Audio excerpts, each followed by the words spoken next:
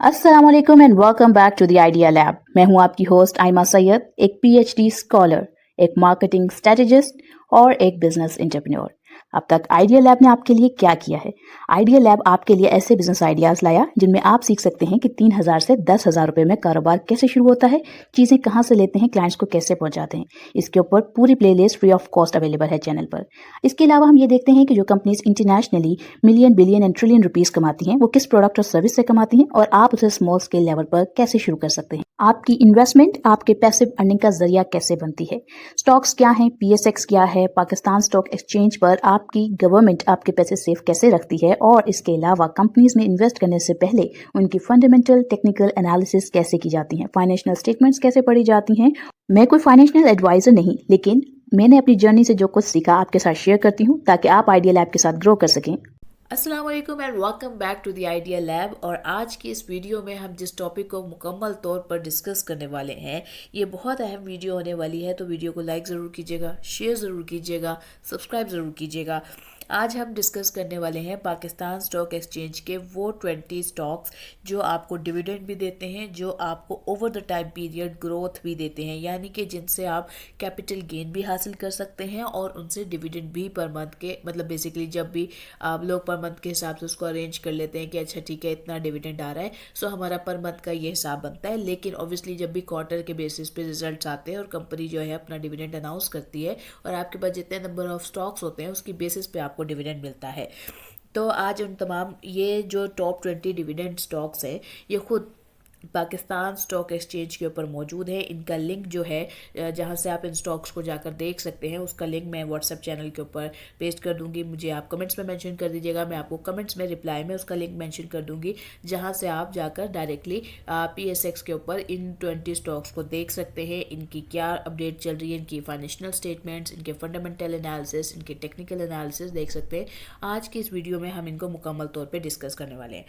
तो सबसे पहली बात यह है कि पीएसएक्स जो है वो डिविडेंड 20 यानी कि डिव 20 एक इंडेक्स है जिसमें पाकिस्तान की जो 20 सबसे ज़्यादा डिविडेंड देने वाली कंपनीज हैं उनको शामिल किया गया है। ये कंपनीज फाइनेंशियली स्ट्रॉन्ग होती हैं, इनके पास जो है स्टेबल कैश फ्लो होता है और ये शेयर होल्डर्स को रेगुलर मुनाफा यानी कि डिविडेंड देती हैं। इनमें पहले मारी वगैरह भी थी, लेकिन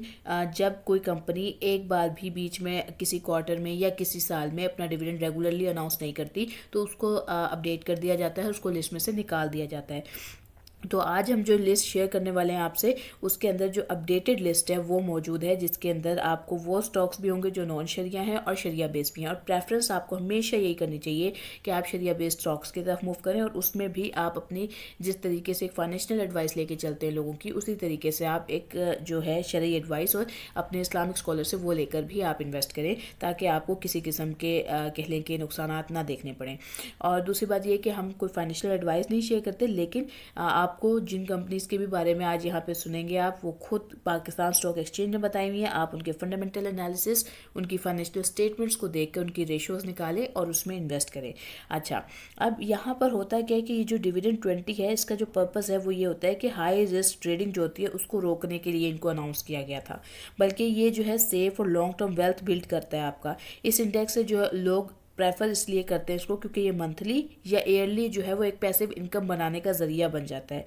और जिन्हें स्टेबल इन्वेस्टमेंट्स पसंद होती हैं ये उनका ज़रिया बन जाता है। यानी आप सिर्फ इन्वेस्ट नहीं कर रहे होते हैं बल्कि आप अर्न भी कर रहे होते हैं।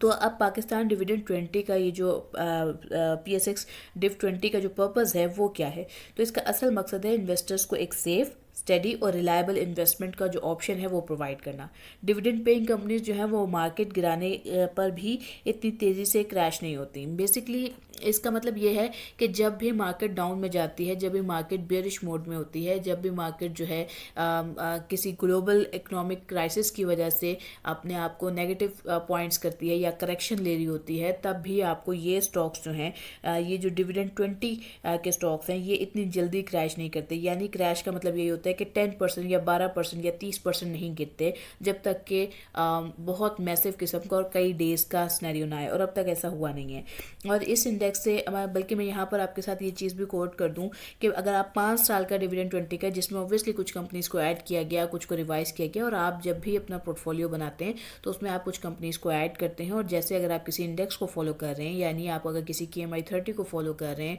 या आप मीज़ान इंडेक्स को फॉलो कर रहे हैं, या आप टॉप 20 डिविडेंड 20 के जो स्टॉक्स हैं इनको अगर आप फॉलो कर रहे हैं, तो जिस तरीके की PSX में अनाउंसमेंट आती है, इनमें रिवीजन आती है, तो उसी हिसाब से आप भी अपने स्टॉक्स के अंदर, अपने पोर्टफोलियो के अंदर, अपनी बाइंग के अंदर रिवीजन ले सकते हैं, और लेनी भी चाहिए। अब इसमें अगर हम 5 साल का डाटा देखें जो टॉप 20 डिविडेंड स्टॉक्स का रहा है, उसमें ये तकरीबन 34,000 पे था 5 साल पहले, और आज ये तकरीबन 74,000 के अराउंड पे है। और अभी पिछले 52 वीक्स के अंदर इसका जो हाई रहा है वो 78,000 का कह लें कि जो लेवल है वो इसका हाई रहा है। इसका मतलब ये है कि इन स्टॉक्स के अंदर मौजूद जो कंपनीज थी, उनकी जो कह लें कि वैल्यू थी, उनकी जो ग्रोथ थी, उनकी एक स्टेडी ग्रोथ थी, और उन्होंने अपने प्रॉफिट्स को और सेल्स को over the period of 5 year double कर लिया। तो यानी जिन भी लोगों ने 5 साल पहले इस तरह इस इंडेक्स को फॉलो करके इसमें इन्वेस्टमेंट की है, उनके पैसे आज डबल हो चुके हैं। सो इस तरीके से जो है आप इन कंपनीज को अपने फ़ायदे के लिए इस्तेमाल कर सकते हैं कि आप डिविडेंड भी इनसे ले रहे होते हैं, और इनकी जो कैपिटल गेन है, जो इनकी ग्रोथ है, वो भी आपको मिल जाती है। अब यहाँ एक बात जो है वो अहम, वो ये है कि इस इंडेक्स के ज़्यादातर लोग वही होते हैं जो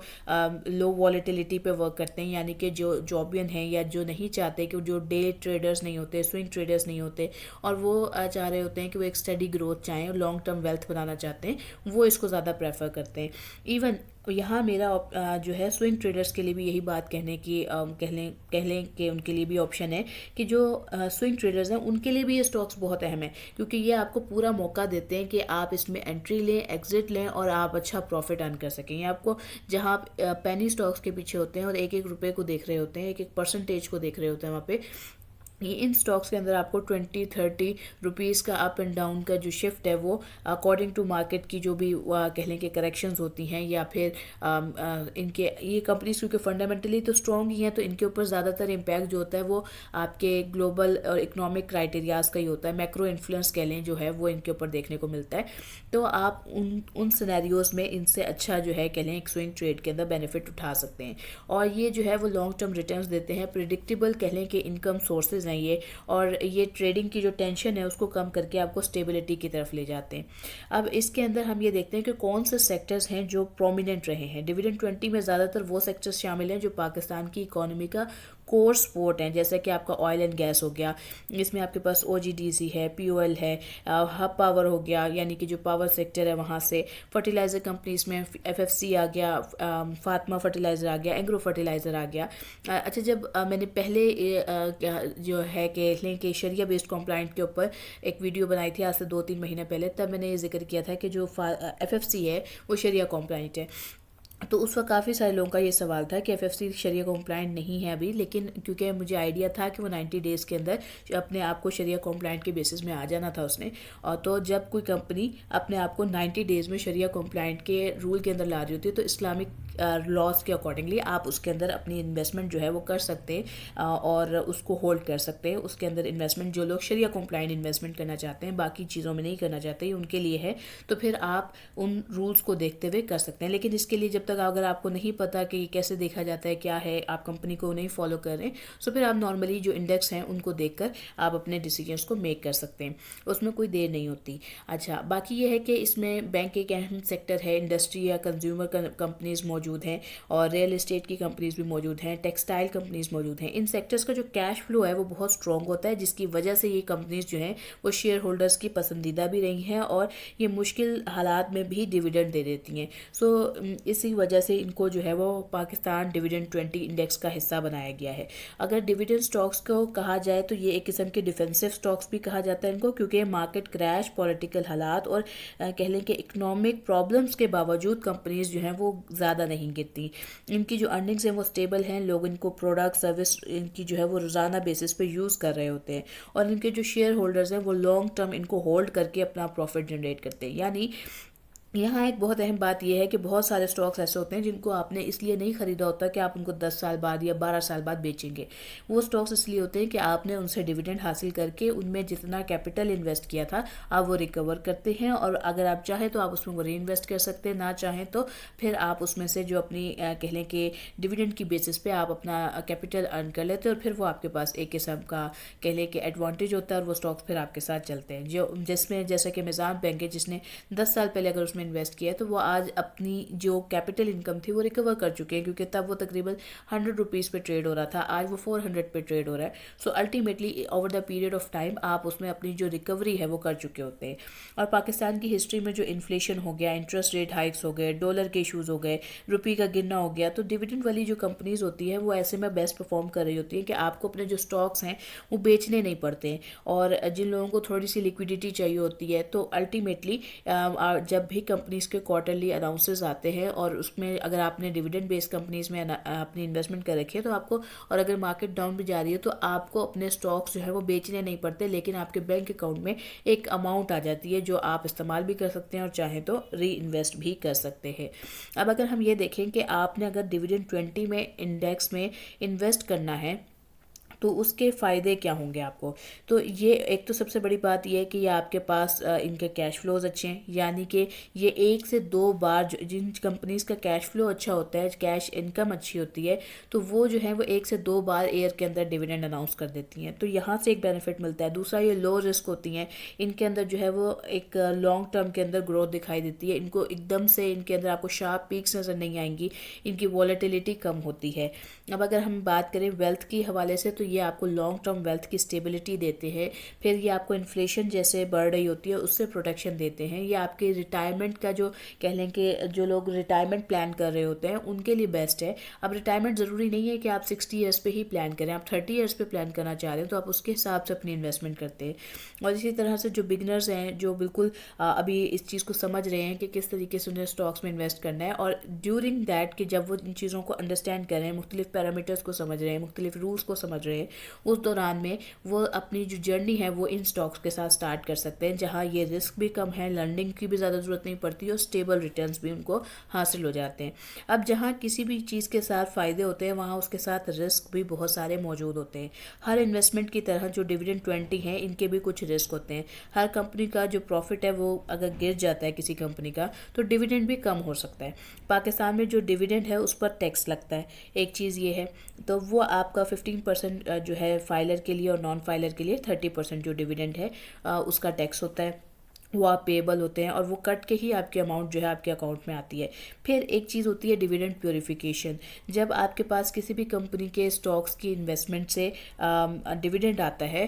तो आपने उसमें से 5% जो है वो डिविडेंड प्योरीफिकेशन करनी होती है, यानी जो अमाउंट आपको रिसीव हुई है, फॉर एग्जाम्पल आपको 100 रुपीज़ रिसीव हुए हैं तो उस 100 रुपीज़ पे जो 5% है वो आप निकालेंगे। ये होता मोस्टली शरिया बेस्ड स्टॉक्स के लिए है। नॉन शरिया में तो फिर अगर आप इन्वेस्ट कर रहे हैं और उसमें से आप प्योरीफिकेशन कर रहे हैं और उसमें आपने ऑटोमेटिकली बहुत सारी चीज़ों को मॉनिटर किया होगा, अपने इस्लामिक स्कॉलर से गाइडेंस ली होगी, तो फिर उसमें आपको इससे ज़्यादा की भी प्योरीफिकेशन करनी पड़ती है। जो शरिया बेस्ड स्टॉक्स होते हैं उनके अंदर आपको क्योंकि लिमिटेशन होती है कि वो 5% से ज़्यादा जो है वो नॉन कंप्लायंस इनकम को ऐड नहीं कर सकते हैं, तो इस अदरवाइज़ वो फिर शरिया कंप्लायंट स्टॉक नहीं रहते हैं। तो इस वजह से जो आपकी 5% की इनकम का डिविडेंड का अमाउंट होता है वो आप प्योरीफाई करते हैं। ये कैपिटल गेन के ऊपर नहीं लगता, ये आपके ऊपर जो डिविडेंड आप अर्न करते हैं ये प्योरीफिकेशन उस पर लगती है। कैपिटल गेन पे इसलिए नहीं लगती ये डिविडेंड प्योरीफिकेशन वाला सिस्टम जो होता है क्योंकि कैपिटल गेन जो है वो सेकेंडरी ट्रेडिंग में चल रहा होता है, यानी आप लोग एक दूसरे से ख़रीद रहे होते हैं, इसीलिए वहाँ पर जो है वो कंपनी के ऊपर नहीं जा रहे होते पैसे,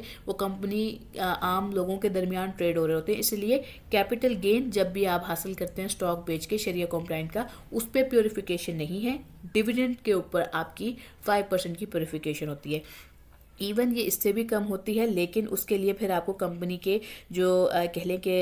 इनकम सोर्स है, उसकी जो फाइनेंशियल स्टेटमेंट है वो देखना होती है। अगर किसी कंपनी की 0.6% है तो ये आप पर लाजिम नहीं है कि आप उसके लिए 5% जो है वो अपने डिविडेंड में से दें, फिर आप अल्टीमेटली उसको पहले अच्छी तरह से कंफर्म करते हैं और फिर उस अमाउंट का, यानी अगर 0.6% है या 0.2% है या 1% है तो फिर आप वो अमाउंट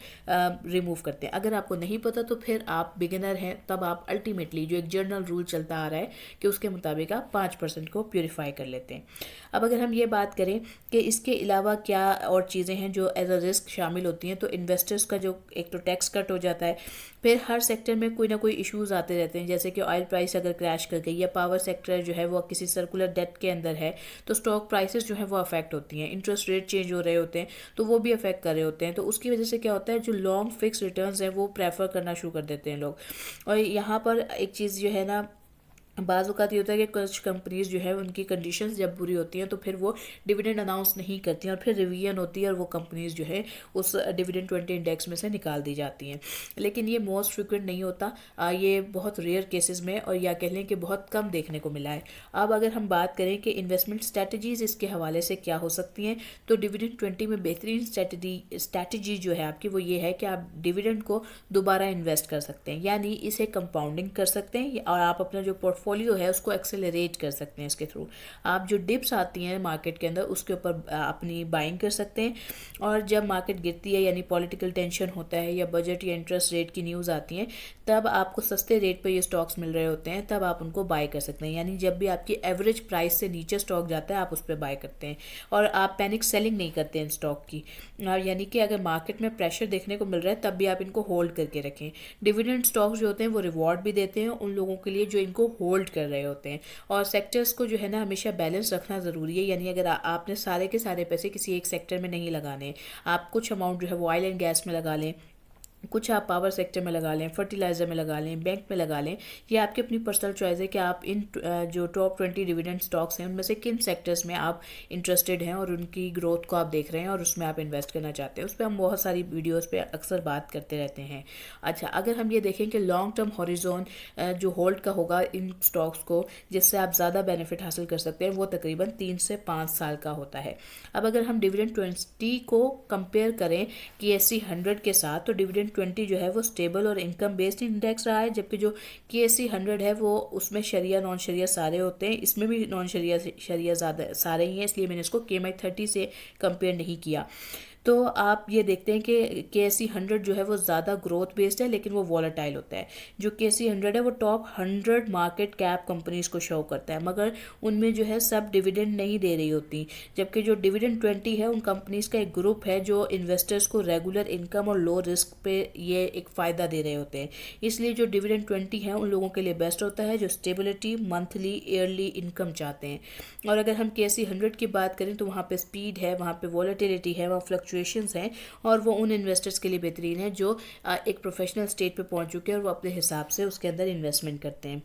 अब बात कर लेते हैं अपडेटेड डिविडेंड 20 की लिस्ट की। तो पाकिस्तान स्टॉक एक्सचेंज के मुताबिक जो डिविडेंड 20 की इस वक्त लॉन्ग टर्म स्ट्रॉन्ग परफॉर्मेंस को देखते हुए, डिविडेंड हिस्ट्री को देखते हुए लिस्ट बनी है, उनमें आपके पास आरिफ हबीब कॉरपोरेशन है, बैंक अल फलाह मौजूद है, बैंक अल हबीब है, बैंक इस्लामी है, BOP है, एंग्रो फर्टिलाइज़र है, फैसल बैंक है, फातिमा फर्टिलाइज़र है, फौजी फर्टिलाइज़र है, हबीब बैंक है, हब पावर है, इमेज पाकिस्तान है, JVDC है, MCB है, मिज़ान बैंक है, MLT है, MTL मिल्लत ट्रैक्टर्स यानी कि नेशनल फूड है, ऑयल एंड गैस है जो OGDC, और पोल है आपके पास, और इसी तरह UBL है। अब इनमें से आपके पास जो शरिया कॉम्प्लाइंट बेस्ड स्टॉक्स हैं वो कौन से हैं, तो उनमें से आपके पास जो कंफर्म शरिया कॉम्प्लाइंट स्टॉक्स हैं वो आपके पास बैंक इस्लामी है, एंग्रो फर्टिलाइज़र है, फैसल बैंक है, फातिमा फर्टिलाइज़र है, फौजी फर्टिलाइज़र है, हब पावर है, इमेज है, JVDC है, मिज़ान बैंक है, मिल्लत ट्रैक्टर है, नेशनल फूड है और OGDC है। तो ये वो स्टॉक्स हैं जो आपके पास इस वक्त कह लें कि कम्प्लीटली आपके पास स्टॉक कह लें शरिया कॉम्प्लाइंट स्टॉक्स हैं। सो आप इनके अंदर अपनी इन्वेस्टमेंट को, अपने पोर्टफोलियो को बैलेंस कर सकते हैं। अगर आप 10 से 50 हज़ार रुपये मंथली इन्वेस्ट करें तो ज़रूरी नहीं है कि आप इन तमाम शरिया बेस में इन्वेस्ट करें। आप 2 से 3 सेक्टर सेलेक्ट करें और उनके अंदर आप अपनी इन्वेस्टमेंट करें, अदरवाइज़ आपको पर शेयर के हिसाब से फ़ायदा नहीं होगा। अगर आपकी इन्वेस्टमेंट बड़ी है यानी आप मंथली 1 लाख से 10 लाख रुपए तक इन्वेस्ट करें, तब आप इन तमाम शरिया बेस में इन्वेस्ट कर सकते हैं। यानी आप इसके अंदर अपनी जो 10 लाख है तो आप 10 कंपनी सेलेक्ट करके 10-10 हज़ार रुपये डाल लें पर मंथ। अगर आप कर रहे हैं अगर 1 लाख जैसे आप कर रहे हैं और 10 लाख कर रहे हैं तो अकॉर्डिंगली फिर आप उसके हिसाब से 10 कंपनीज को सिलेक्ट कर लें या 2 को कर लें या 5 को कर लें। ये आपकी अपनी पर्सनल चॉइस है और आपके अपने पर्सनल एनालिसिस हो सकते हैं और जो हमने पहले चीज़ें डिस्कस की हैं आप उनको कोरिलेट कर सकते हैं इनके साथ। तो उम्मीद करती हूँ आपको आज की वीडियो अच्छी लगी होगी, आपने चैनल को लाइक किया होगा, शेयर किया होगा, सब्सक्राइब किया होगा। मुझे दुआ में याद रखेगा। इंशाअल्लाह ताला फिर एक अच्छी वीडियो के साथ मुलाकात होगी। आज के लिए मैं लेती हूँ अलविदा। अस्सलाम वालेकुम।